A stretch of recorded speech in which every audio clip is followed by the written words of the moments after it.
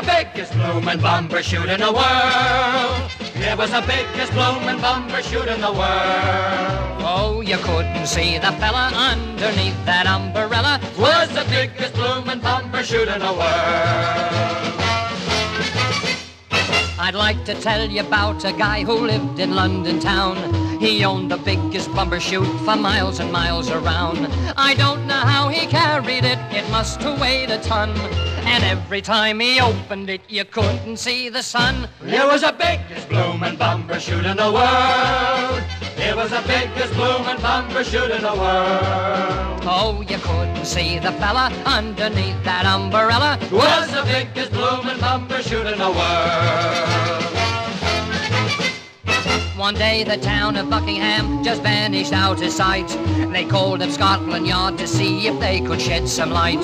The yard got into action just the way it always does. They found the town of Buckingham, and where do you think it was? Under the biggest bloomin' Bumpershoot in the world. It was the biggest bloomin' Bumpershoot in the world. Oh, you couldn't see the fella underneath that umbrella. Was the biggest bloomin' Bumpershoot in the world.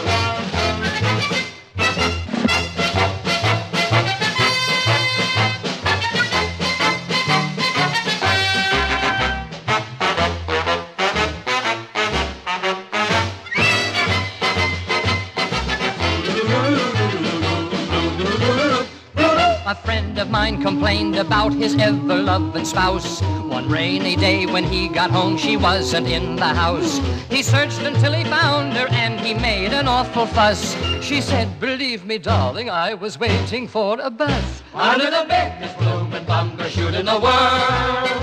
It was the biggest bloomin' Bumpershoot in the world. Oh, you couldn't see the fella underneath that umbrella. Was the biggest Bumpershoot. Yes, the largest.